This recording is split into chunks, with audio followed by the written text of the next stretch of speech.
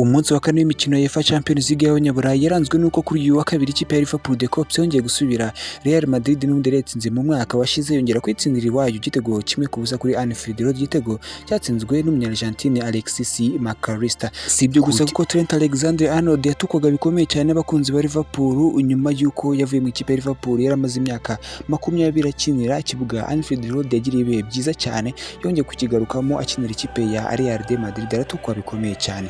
Ku rundi ruhande undi mukino wari ukomeye cyane kuruta iyindi n'umukino uhuje ikipe ya Paris Saint-Germain na Bayern Munich, maze Bayern Munich ishimangira umukino wa 16 itsinda itananganya, maze igaragaza amakipe yo ku mugani w'Uburayi ko ari ikipe yo kwitega muri uyu mwaka ubwo yatsindaga Paris Saint-Germain yerwa gutwara iki gikombe cya Champions League ibitego 2-1. uyu mukino kandi akaba umusore Achraf Hakimi yagize imvune ikomeye cyane ku ikosa yarakorewe na Luis Diaz wese uhabwa n'ikarita itukura, maze uyu musore akomeje kwibazwaho ko imvune ishobora gutinda bikomeye cyane.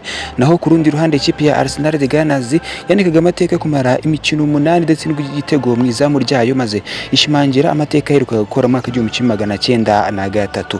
Umukinnyi wayo Max Doman yanditse amateka yo gukina umukino wa UEFA Champions League ari muto kuruta abandi ku myaka 16 nyine y'amavuko, ibyaherukaga gukorwa n'umusore Youssouf Moukoko wakinaga Borussia Dortmund yabikoze ku myaka 13 n'iminsi 18, ndetse na Lamine Yamal wakinaga FC Barcelona ku myaka 13 n'iminsi 68. Muri rusange indi mikino yabaye ku munsi wa kabiri ikipe ya Napoli bikomeje kwanganganije na Frankfurt ubusa ku busa n'ikipe ya Atletico Madrid itsinda ikipe ya Saint-Gilloise ibitego 3-1. Ikipe ya Bodo Glimt yatsinzwe n'ikipe ya Monaco igitego kimwe ku busa. Juventus inganya na Sporting Lisbonne ubusa ku busa. Ikipe ya Olympiacos yangarije na PSV Eindhoven 1-1, naho ikipe ya Tottenham Hotspur inyagira ikipe ya Copenhagen 4 ku busa.